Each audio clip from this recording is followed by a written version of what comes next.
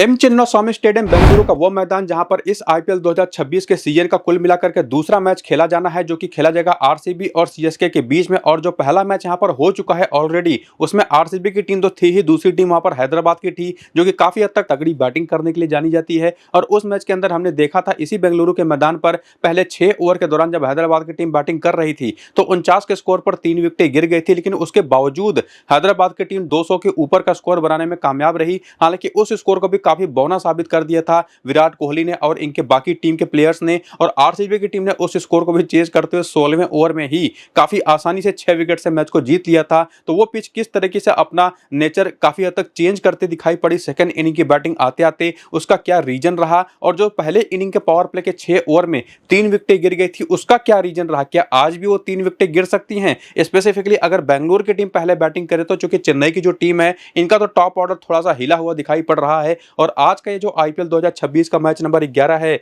जो बेंगलुरु के उसी मैदान पर खेला जाएगा, जिसके बारे में मैं थोड़ा सा डिस्कस कर भी चुका हूं 5 अप्रैल को शाम को 7:30 बजे से। वहां पर जैसा मैंने आपको बताया कि जो पहला मुकाबला खेला गया था, पहले हम थोड़ा उसकी तरफ चलते हैं। तो उसमें जो एसआरएच की टीम ने पहले बैटिंग करी, 201 रन बनाए 9 विकेट के नुकसान पर, और उन 9 विकेटों में से 8 विकेट तेज गेंदबाज लेकर के गए। और उसमें पहली इनिंग के पावर प्ले में जो 6 ओवर हुए उसमें 49 के स्कोर पर उनके 3 विकेटें गिर गई। और ये चीज आपको मैं बता ही चुका हूं कि 16वें ओवर में ही उसको चेज करते हुए आरसीबी ने 203 रन बना करके 4 विकेट के नुकसान पर 6 विकेट से उस मैच को बहुत ही आसानी से जीत लिया। और इवन उसके पहले के 5 और मैचेस के स्कोर कार्ड अगर आप देखें तो एक क्लियर चीज आपको पता चलेगी कि हमेशा से ही यहां पर चेज करना काफी आसान रहा है किसी भी टीम के लिए। और इसी वजह से इन कुल ओवरऑल 6 मैचेस जो पिछले खेले गए हैं इस मैदान पर, जिसमें पिछला मैच में इंक्लूडेड है, उन 6 में से 4 बार बैटिंग सेकंड करने वाली टीमें जीती हैं। और उन 6 मुकाबलों में टोटल स्पिन को केवल 18 विकेटें मिली हैं, लेकिन तेज गेंदबाजों को 51 विकेटें मिली हैं। पहली इनिंग में 28 और सेकंड इनिंग के अंदर 23, जबकि स्पिनर्स का गेम तो सेकंड इनिंग के अंदर बिल्कुल खत्म ही हो जाता है,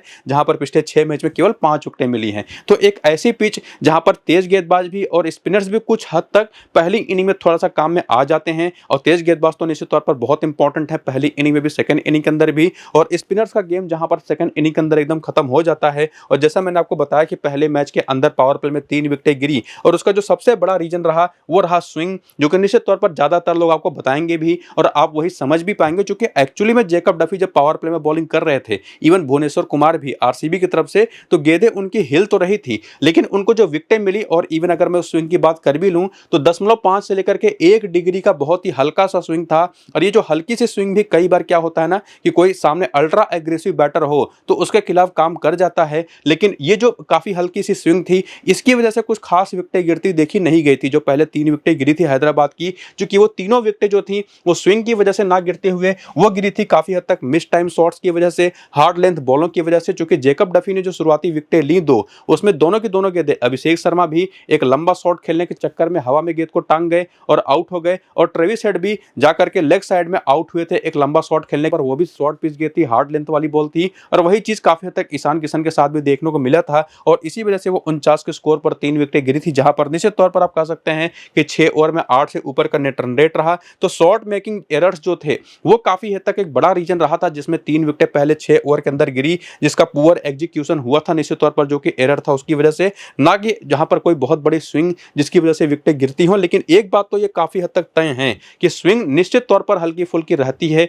नई गेंद से, जो कि अल्ट्रा एग्रेसिव बैटर्स के खिलाफ काफी हद तक यूजफुल होती है। लेकिन आज के इस मैच में जो पहली इनिंग की बैटिंग होगी और वो जो पिच मिलेगी आज के इस मैच के लिए, क्या वो पहले मैच वाली ही पिच होगी या कोई डिफरेंट फ्रेश ट्रैक देखने को मिलेगी, वो देखना बड़ा जरूरी होगा। और साथ ही साथ पिच के ऊपर, चूंकि लाल मिट्टी की पिच यहां पर होती है, ग्रास की लेयरिंग कितनी होगी वो भी काफी बड़ा रोल प्ले करेगा। तो क्या पहले मैच वाली पिच ही यूज की जाएगी या कोई डिफरेंट फ्रेश ट्रैक मिलेगी, उसका आपको मैं सारा इंफॉर्मेशन अपने टेलीग्राम और व्हाट्सएप चैनल पर दूंगा टॉस के बाद। और उसकी बेसिस पर मेरी अपनी जो फाइनल टीम बनेगी आज के इस मैच की, वो भी टेलीग्राम और व्हाट्सएप चैनल पर ही प्रोवाइड करवाऊंगा। तो जाकर के टेलीग्राम और व्हाट्सएप को ज्वाइन जरूर कर लीजिए। नीचे डिस्क्रिप्शन में कमेंट बॉक्स में जो पिन किया हुआ कमेंट है, दोनों जगहों पर आपको मेरे टेलीग्राम और व्हाट्सएप चैनल का लिंक मिल जाएगा। क्लिक करके उस पर तुरंत जाकर के ज्वाइन जरूर हो जाइए। और फिलहाल आइए बात करते हैं सबसे पहले यहाँ पर जो विजिटिंग टीम है यानी कि चेन्नई सुपर किंग्स की, उनका प्लेइंग 11 और बैटिंग ऑर्डर जो हमने पिछले मैच में देखा था। और चूंकि आईपीएल है तो यहाँ पर इंपैक्ट सब्स्टिट्यूट्स भी होते हैं, तो कुल टोटल 12 प्लेयर आपको दिखाई पड़ेंगे। और पता नहीं क्यों पिछले वाले में, जबकि चेन्नई के मैदान पर मैच था जरूर, लेकिन बहुत ही हार्ड और शानदार बैटिंग पिच देखने को मिली थी। क्या सोच करके ये लोग राहुल चहर को एज ए इंपैक्ट सब्स्टिट्यूट लेकर के आए, जबकि इनके पास जेमी ओवर्टन भी थे, इवन मैथ्यू शॉर्ट भी थे बैटिंग के दौरान जिनकी जरूरत तो नहीं पड़ी, क्योंकि 200 प्लस का स्कोर इन लोगों ने खड़ा कर दिया। लेकिन जेमी ओवरटन जैसे बॉलर थे और भी इनके पास एक्स्ट्रा बॉलिंग ऑप्शंस थे, गुरजपनीत सिंह जैसे लंबे चौड़े बाएं हाथ के तेज गेंदबाज, उनको ना बुला करके राहुल चहर को इन लोगों ने बुला लिया और इन्होंने जम करके पिटाई खाई। और ये रिप्लेस हुए थे आयुष महात्रे की जहां पर इंपैक्ट प्लेयर के तौर पर। और बाकी जो बैटिंग ऑर्डर है वो तो आपको दिखाई पड़ ही रहा है, जिसमें शिवम दुबे को फिर से प्रमोशन मिल ही गया पिछले वाले मैच में जब बैटर नंबर 4 पर आए थे। सरफराज खान थोड़ा सा नीचे चले गए, ताबड़तोड़ बैटिंग करी। प्रशांत वीर से इन लोगों ने बॉलिंग ही नहीं कराई, जबकि बॉलिंग इन्होंने जो नूर अहमद और राहुल चहर से कराई, नूर अहमद तो पिछले 5 मैच विकेट ही नहीं ले पा रहे। बाकी मैट हेनरी है, अंशुल कंबोज है जो 2-2 विकेट लेकर के गए थे। खलील अहमद की भी जम करके पिटाई पिछले वाले मैच में हुई थी। बाकी बेंच पर इनके पास जैसे मैंने आपको बताया कि मैथ्यू शॉर्ट भी हैं, जेमी ओवरटन जैसे ऑप्शन भी है, इवन अकील हुसैन अवेलेबल है, फुल्ली फिट है। लेकिन बुलाया किसको इन लोगों ने? राहुल चहर को। और बाकी इनके पास निश्चित तौर पर श्रेयस गोपाल भी हैं, गुरजपनीत सिंह भी हैं, जैकरी फूक्स जैसे एक बहुत ही चतुर दाएं हाथ के तेज गेंदबाज जो बैटिंग कर लेते हैं। स्पेंसर जॉनसन अवेलेबल है, उर्विल पटेल अवेलेबल है बेंच पर। लेकिन निश्चित तौर पर इनके मैनेजमेंट की तो ऐसी तैसी हुई पड़ी ही है और इसी वजह से पहले दोनों मुकाबले चेन्नई की टीम हार भी चुकी है। और जो बॉलिंग इन लोगों ने करी पिछले मैच में 5 ही बॉलर यूज किए। अब किसको इन्होंने बुलाया राहुल चहर को वो तो अलग बात है। प्रशांत वीर जैसा बॉलर भी इनके पास मौजूद था, लेकिन उसको भी इन्होंने ट्राई नहीं किया। और उसमें जो बॉलिंग हुई पिछले वाले मैच में, खलील अहमद ने पावर प्ले के 3 ओवर करे थे, पहला, तीसरा और छठा।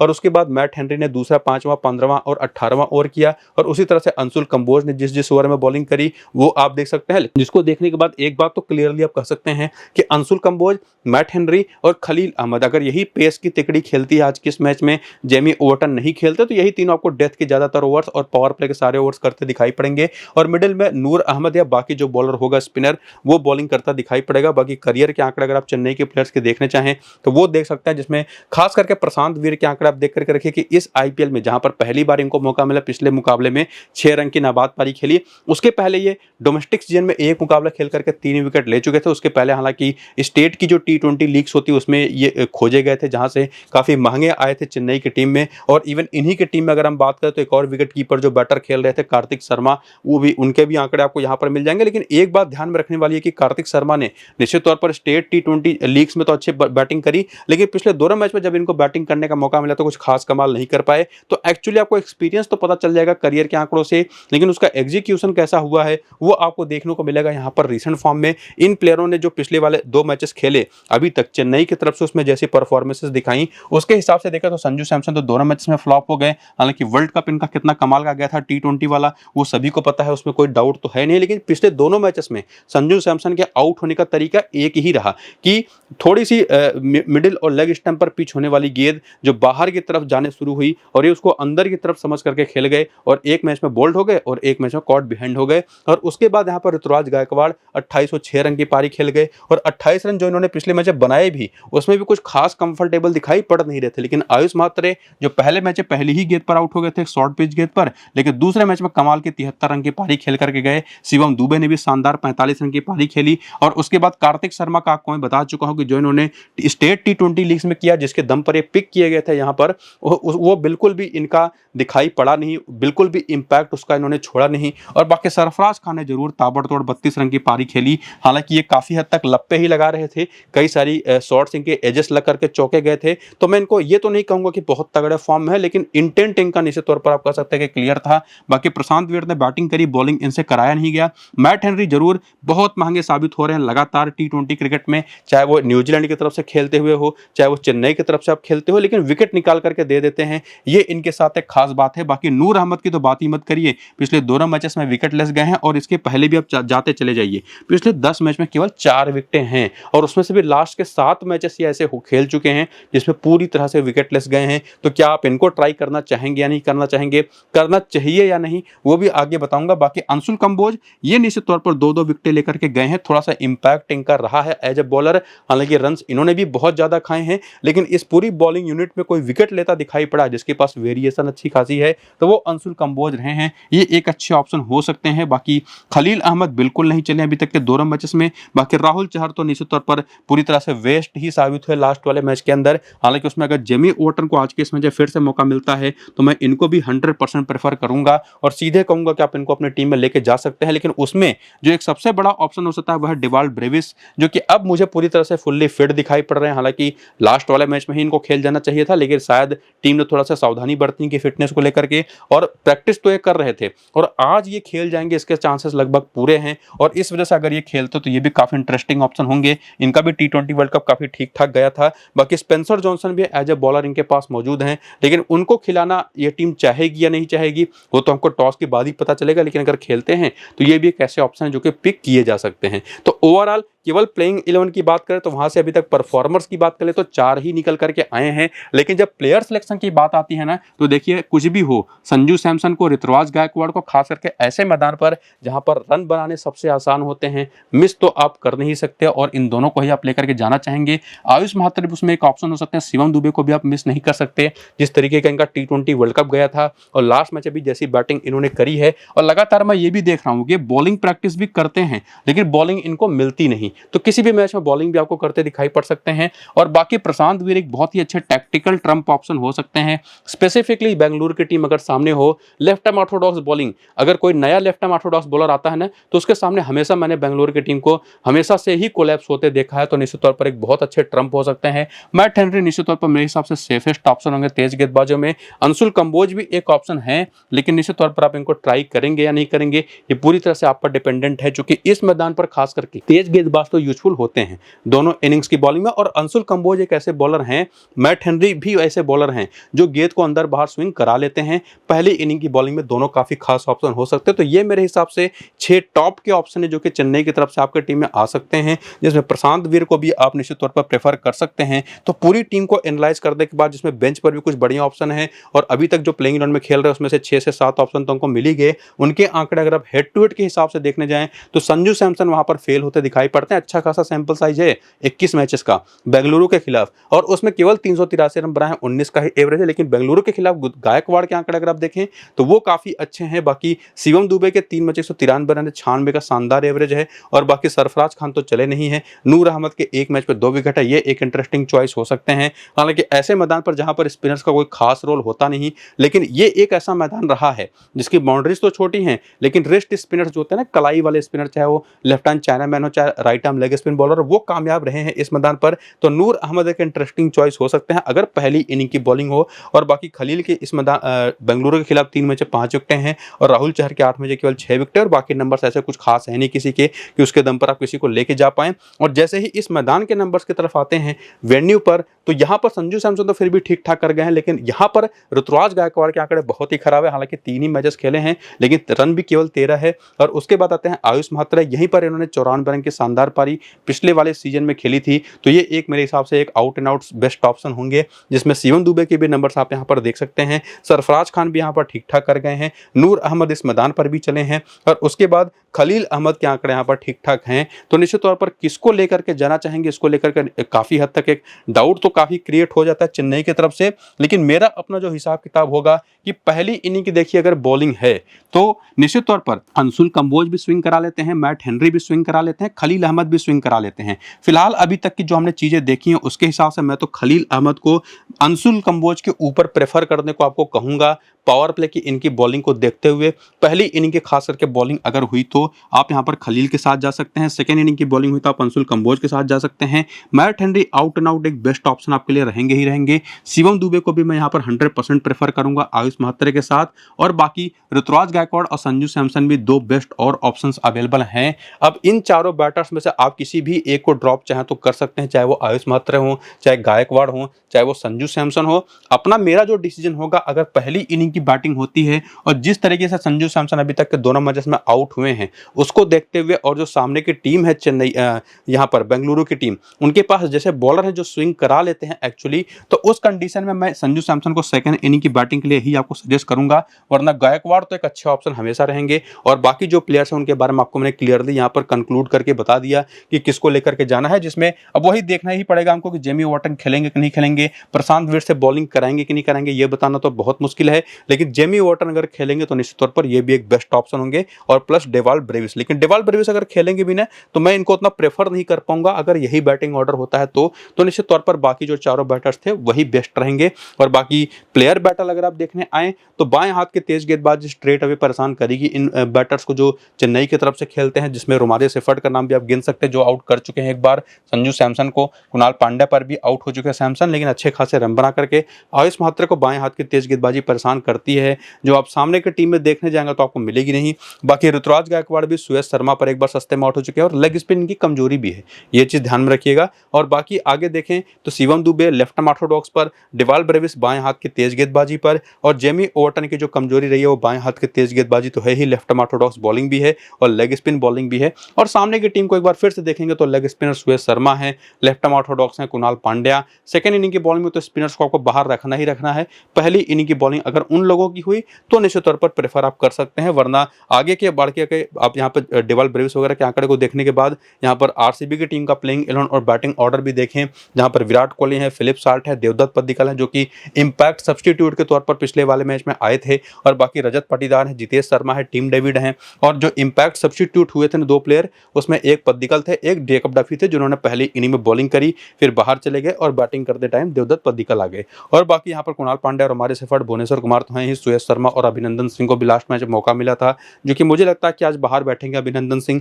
और उनकी जहां पर इनके पास जो ऑप्शन है, अगर फुल्ली फिट हो जाते हैं जोश हेजलवुड, तो एक तो ये ऑप्शन है जिसके चांसेस आज थोड़े से कम है। लेकिन बाकी नुवान थुसारा को आपको पता ही होगा, अभी ये श्रीलंका के ही अंदर है, अभी फिलहाल ये श्रीलंकन क्रिकेट बोर्ड से केस लड़ रहे हैं कि इनको एनओसी नहीं मिली है अभी तक। बाकी मंगेश यादव उनके पास एक बड़े अच्छे ऑप्शन है, इवन रसिक सलाम डार भी एक बहुत ही अच्छा ऑप्शन है जिनको ये लोग प्रेफर कर सकते हैं अभिनंदन सिंह की जगह पर। बाकी जो पिछले मैच में 6 बॉलरों ने बॉलिंग करी थी, उसमें कुणाल पांड्या ने तो केवल 2 ओवर करे थे, लेकिन जेकब डफी ने, और उसमें से 7वें ओवर तक जाते जाते इनका कोटा भी पूरा हो गया था। तो ये मेनली आपको पावर प्ले में ही यूज होते दिखाई पड़ेंगे। बाकी Bhuvneshwar Kumar 2 over power play के 2 ओवर डेथ के करते दिखाई पड़ेंगे। अभिनंदन सिंह ने भी लास्ट वाले मैच में मिडिल ओवर में और 1 ओवर डेथ में किया था, और हमारे सेफर्ड भी मिडिल ओवर्स में और लगभग 3 ओवर डेथ के अराउंड बॉलिंग करते दिखाई पड़े थे। तो जो ओवरऑल यूटिलिटी है उसको देखते हुए हमारे सेफर्ड, भुवनेश्वर कुमार और Jacob Duffy 3 best bowling option मुझे दिखाई पड़ रहे हैं फिलहाल, जैसा इनका रोल है उसको देखते हुए। लेकिन जो आपको मैंने एक बात और बताई ना कि बेंच पर से इनके पास एक तो अभिनंदन सिंह का ऑप्शन है, जो कि अभी तक T20 क्रिकेट में 9 मैच में 9 विकेट ले चुके हैं, लेकिन और भी जो बाकी ऑप्शन, जैसे एक रसिक डार जैसा ऑप्शन है जो T20 क्रिकेट में 13 मैच में 10 विकेट ले चुके हैं, और मंगेश यादव जो कि 2 मैच में T20 क्रिकेट में 3 विकेट ले चुके हैं। हालांकि ये थोड़ा सा अपर लेवल का क्रिकेट है डोमेस्टिक सीजन में, लेकिन स्टेट T20 लीग्स में उन्होंने बड़ी कमाल की बॉलिंग करी थी मध्य प्रदेश के लिए, तो निश्चित तौर पर वहां पर एक बड़े अच्छे ऑप्शन हो सकता है। एक तो बाएं हाथ के तेज गेंदबाज भी हैं, और सामने की टीम की बात करें, अभी आपने पीछे प्लेयर बैटल में देखा कि बाएं हाथ के तेज गेंदबाजी उनको परेशान करती भी है, तो ये एक बहुत इंटरेस्टिंग ऑप्शन हो सकता है बेंच पर से। बाकी प्लेयरों को तो आप जानती हैं, करियर के आंकड़े अगर आप देखना हो तो आप जरूर देख लीजिए। और उसके बाद जोश हेजलवुड, उनके बारे में तो मैंने क्लियर किया ही कि आज उनके खेलने के चांसेस लगभग ना के बराबर हैं, लेकिन अगर खेल गए तो नंबर्स तो उनके अवेलेबल हैं ही। आप यहाँ पर देख सकते हैं कि फॉर्म भी बेहतर है, इस तरीके की पिचेस पर बेस्ट ऑप्शन होते भी हैं। और बाकी भी जो प्लेयर हैं, फिलिप साल्ट पिछले मैच में नहीं चले, 8 रन बना करके आउट हो गए, हालांकि इनके पिछले 4 मैचेस काफी खराब रहे हैं। और उसमें विराट कोहली की बात करता हूँ, 38 गेंद पर शानदार 69 रन की नाबाद पारी खेल गए, और इन्होंने दिखाया एक्चुअली कि लगभग साल भर हो गए थे इनको कोई T20 क्रिकेट के कोई मैच खेले हुए, पिछले साल खेला था इन्होंने, और उसके बाद आते ही 69 रन की कमाल की पारी खेल गए। और उसके बाद देवदत्त पद्दिकल भी कमाल के फॉर्म में दिखाई पड़े थे पिछले मैच में, जिस तरीके के शॉट से लगा रहे थे ना, जैसे लग रहा था बॉल खुद इनके बल्ले पर आ रही है और लग करके बाउंड्री के बाहर जा रही है। तो ऐसे फॉर्म में कोई बैटर हो जो कि ऑलरेडी डोमेस्टिक सीजन भी जिसका बहुत ही शानदार गया हो, और इसी वजह से इनको प्रेफर भी किया गया वेंकटेश अय्यर के ऊपर, इवन जेकब बीथल के भी ऊपर, और इनको खिलाया गया। जबरदस्त फॉर्म में है, और वही सेम फॉर्म कैरी करके रजत पाटीदार भी आते हैं। हालांकि डोमेस्टिक सीजन का काफी अच्छा नहीं गया, लेकिन पिछले मैच में ताबड़तोड़ 31 रन इन्होंने बनाए। और उसके बाद जितेश शर्मा, टीम डेविड हैं। अब टीम डेविड को तो आप तभी लेकर के जा सकते हैं अगर आप कोई डिफरेंशियल ऑप्शन खोज रहे हो तो, वरना वो यूटिलिटी इनकी है नहीं। इवन कुणाल पांड्या की भी, लेकिन रोमारियो सेफर्ड जिनके पास स्विंग अवेलेबल है, बाउंस अवेलेबल है, लंबे बॉलर हैं, तो निश्चित तौर पर 3 विकेट लेकर के गए भी इसी मैदान पर पिछले वाले मुकाबले में। बाकी भुवनेश्वर कुमार भी 1 विकेट लेकर गए अच्छी बॉलिंग करते हुए, जेकब डफी। अब एक चीज आपको मैं कहूंगा ना, कमेंट बॉक्स में थोड़ा बताइएगा, भुवनेश्वर कुमार और अभी तो दुनिया के जो सबसे बेहतरीन बॉलर माने जाते हैं, इवन ऑल टाइम ग्रेटेस्ट उनको बोला जाता है, गोट, जसप्रीत बुमराह को, थोड़ा उनका T20 करियर आप आंकड़े देखिए बॉलिंग करते हुए और भुवनेश्वर कुमार, और दोनों को कंपेयर करिएगा कि कितने मैचेस में कितनी विकेटें हैं और इकोनॉमी रेट किसकी कितनी है। तो निश्चित तौर पर बताइएगा थोड़ा कमेंट बॉक्स में, अगर आप थोड़ा बहुत भी इंटरेस्ट रखते हो क्रिकेट में, कि कौन निश्चित तौर पर एक्चुअली में T20 क्रिकेट का बेहतर बॉलर है। हालांकि अब ये निश्चित तौर पर नहीं कह सकते कौन बेहतर है, लेकिन आंकड़े आप जरूर देखिएगा, क्योंकि भुवनेश्वर कुमार को बहुत सारे लोग बिल्कुल इग्नोर कर देते हैं, जैसे ये इंडियन टीम से भी इग्नोर हो गए पूरी तरह से। तो वो आंकड़े आप जरूर देखिएगा और बताइएगा कमेंट बॉक्स में। बाकी सुयश शर्मा है, अभिनंदन सिंह है, और जैसा मैंने आपको बताया था कि मंगेश यादव, इनका रीसेंट फॉर्म आप जरूर देख करके रखिए। एमपी टी20 लीग में कमाल की बॉलिंग इन्होंने करी थी, ये बड़े इंटरेस्टिंग ऑप्शन हो सकते हैं। तो आउट एंड आउट अगर आप रीसेंट फॉर्म भी देख लें तो ये 6 बेस्ट ऑप्शन तो सीधे मिल जाते हैं, जिसमें फिलिप साल्ट भी एक शानदार ऑप्शन है जिनको आप निश्चित तौर पर रजत पाटीदार की जहां पर प्रेफर कर सकते हैं, या अगर आप कोई 7वां ऑप्शन भी ट्राई करना चाहें तो उसकी जगह पर भी लेके जा सकते हैं, या इवन अगर इनके सेकंड इनिंग की बॉलिंग हो गई आरसीबी की टीम की तो जेकब डफी की जगह पर भी आप ट्राई कर सकते हैं। बाकी हेड टू हेड के आंकड़े देखें तो फिलिप साल्ट के आंकड़े बिल्कुल अच्छे नहीं है। चेन्नई के खिलाफ 4 मैच 52 रन है, हालांकि वो चेन्नई अलग होती थी, अब की चेन्नई तो बिल्कुल ही, अब क्या ही बताऊं,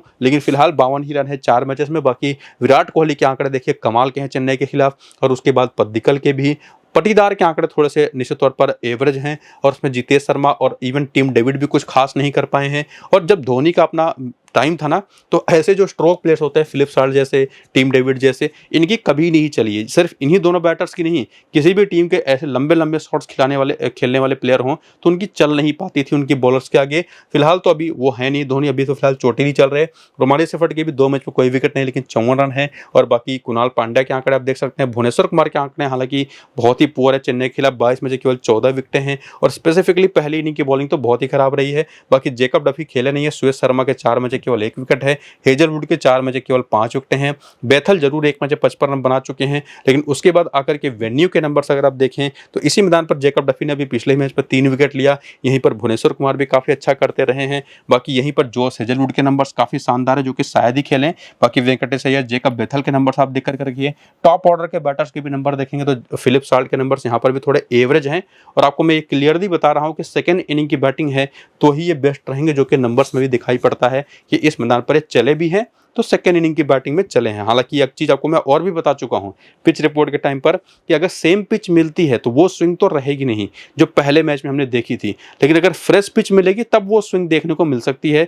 तब वहां पर ये चीज डिसाइड आपको करना पड़ेगा कि अगर यूज्ड पिच है तब तो फिलिप साल्ट पहली इनिंग की बैटिंग के लिए भी बेस्ट होंगे। बाकी इनका भी प्लेयर बैटल अगर आप देखने आए तो मैं आपको सीधा सीधा अगर एक कंक्लूजन दूं तो नंबर्स तो देखिए इंडिविजुअल बॉलर्स के भी और टाइप ऑफ बॉलर्स के भी आपको इनके खिलाफ मिल जाएंगे, लेकिन जो बेंगलुरु की टीम है इनका अपना जो फ्लेवर है वो लेफ्ट आर्म ऑर्थोडॉक्स पर फंसते हैं, लेग स्पिन पर फंसते हैं, बाएं हाथ की तेज गेंदबाजी पर फंसते हैं, और ये 3 कॉमन ऑप्शंस हैं जो सामने की टीम में अगर कोई क्वालिटी बॉलर ऐसा हो तो सीधे सीधे आपकी टीम में आ सकता है। तो आपको नूर अहमद का नाम भी दिखाई पड़ जाएगा, इवन राहुल चहर का भी नाम दिखाई पड़ जाएगा जो कि दिखना नहीं चाहिए था।